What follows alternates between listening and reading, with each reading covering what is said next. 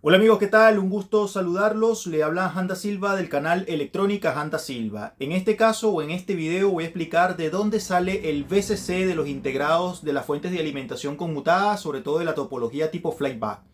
Quédate porque va a estar bastante interesante porque hay confusión de dónde sale lo que viene siendo el integrado que alimenta a los osciladores de las fuentes de alimentación conmutadas.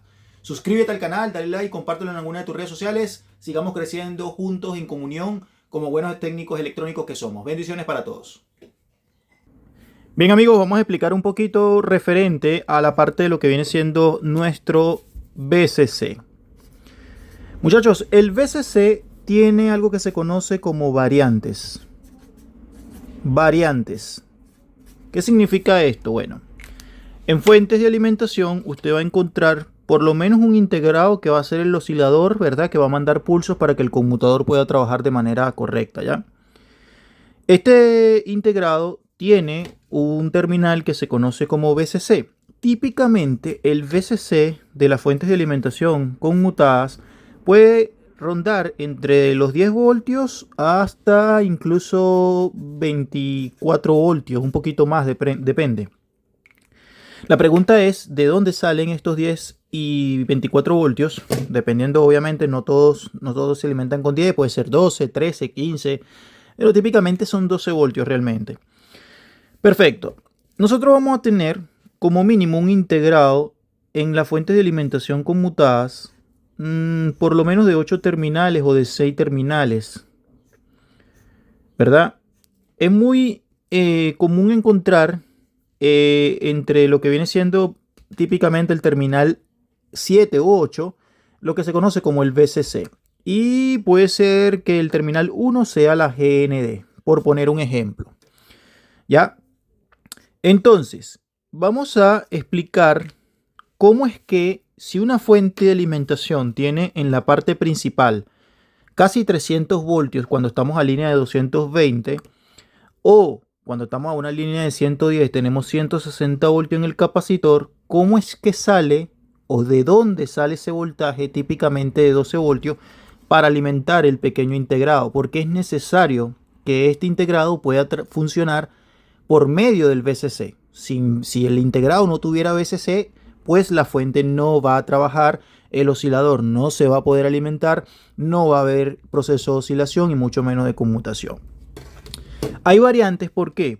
Fíjate, te lo explico de una manera bien detallada para que lo puedas entender. Nosotros vamos a partir principalmente de un circuito que se conoce como más B. El más B, ¿verdad? Es un capacitor electrolítico principal donde tiene ese voltaje, vamos a suponer 300 voltios. Estos 300 voltios va a llegar principalmente a la bobina primaria. ¿De qué? En este caso sería del propio chopper y más abajo tenemos el conmutador, ¿verdad? Ahí lo tenemos. Y por este lado nosotros vamos a tener directamente en algunos casos una resistencia para el sensado de corriente, ¿ya? Y entonces acá en esta parte nosotros tenemos 300 voltios. La pregunta es, ¿cómo llega el VCC? Primero que nada, muchachos, para que lo tomen en cuenta o referencia, en fuentes de alimentación antiguas, el fabricante lo que hacía era proporcionar una o dos o tres, un juego de resistencias como un tipo de divisor resistivo que se tomaba justamente o salía del B+.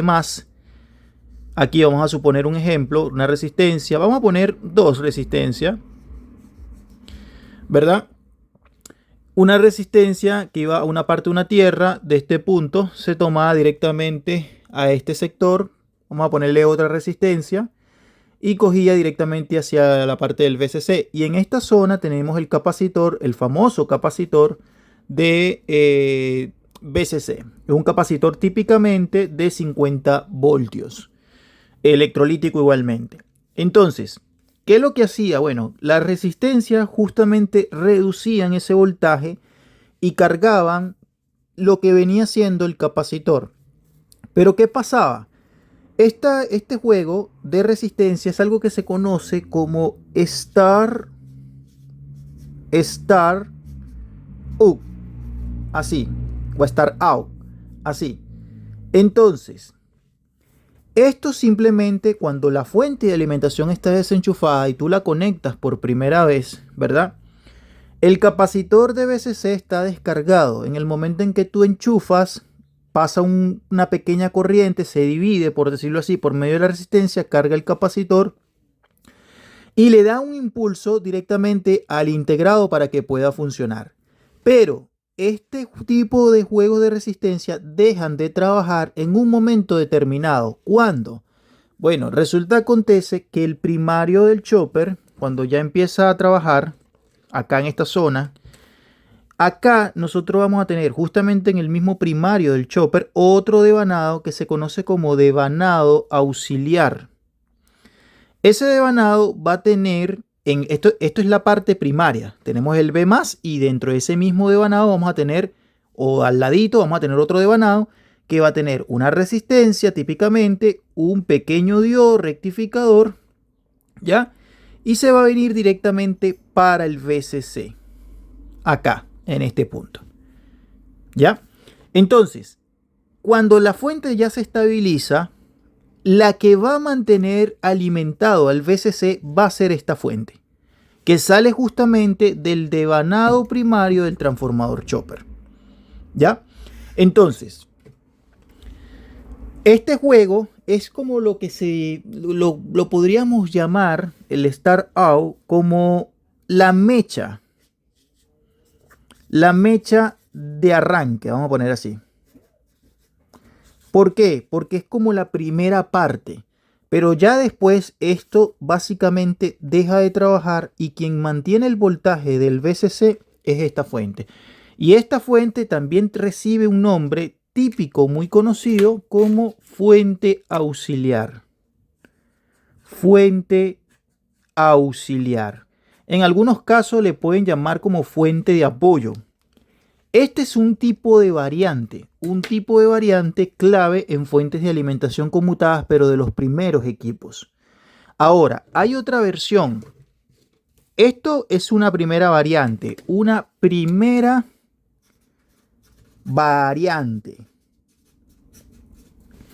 De esa manera, muchachos, es que justamente trabaja la parte del VCC. La primera variante es por medio de un juego de resistencia conocida como Start Out, que le da el arranque inicial, carga el capacitor.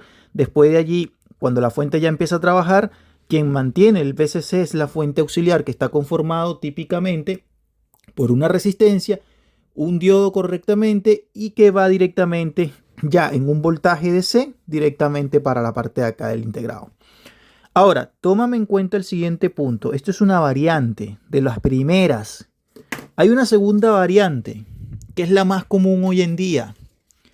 ¿Cómo es eso? Bueno, va a haber un oscilador y el oscilador tiene típicamente, vamos a poner 6 o 8 terminales. Ya, y vamos a poner el VCC acá, la GND por acá, ¿verdad? Acontece que en esta parte los integrados, algunos integrados vienen con el conmutador internamente, donde llega justamente el más B también. El transistor conmutador está por la parte de adentro del circuito integrado. En esta parte o en esta zona viene por fuera. En esta parte viene por dentro. Entonces, vamos a tener justamente esa misma línea de B+, es decir, donde yo tengo los 300 voltios o los 160 voltios, dependiendo, ¿verdad? Que va a llegar directamente acá al integrado. Perfecto, esto viene justamente del más B del capacitor electrolítico principal. Ahora, en esta zona ya no se utiliza el juego de resistencias. ¿Qué es lo que pasa? Bueno, acontece que el integrado tiene internamente un pequeño regulador de voltaje que recibe justamente el voltaje del B+, pero el regulador se encarga de disminuir el voltaje hasta que aparezca justamente, ejemplo, 11 voltios o 12 voltios, 10 voltios, con lo que el fabricante le dé la gana de trabajar. Los dos métodos más conocidos que yo he visto es justamente ese: resistencias por separado, conocidas como Start Out, o el regulador internamente que el VCC fabrica, que se fabrica internamente. Es decir, Dentro del circuito integrado hay unos elementos electrónicos que están justamente para regular ese voltaje. Esto muchas personas lo desconocen, muchachos. Esto muchas personas lo desconocen. Ya para que lo tomen en cuenta.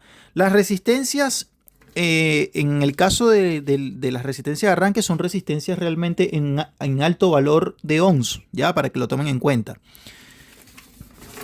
Ahora tú me dirás, ¿cuál es más fácil de diagnosticar en tal caso? Muchachos, ustedes tienen que tomar en cuenta una cosa.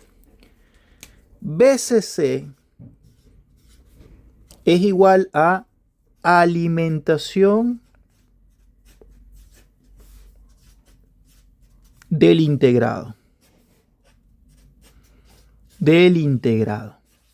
Hay varias fallas relacionadas cuando tenemos ausencia de VCC, cuando el VCC está variable, cuando el VCC está menor de lo normal o incluso cuando el VCC está más alto de lo normal.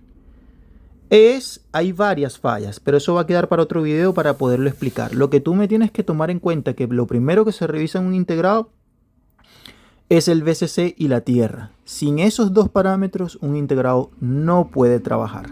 Suscríbete al canal, mantente informado, dame tu like y deja la información que quieras en tus comentarios. Bendiciones para todos y espero se encuentren muy, pero muy bien.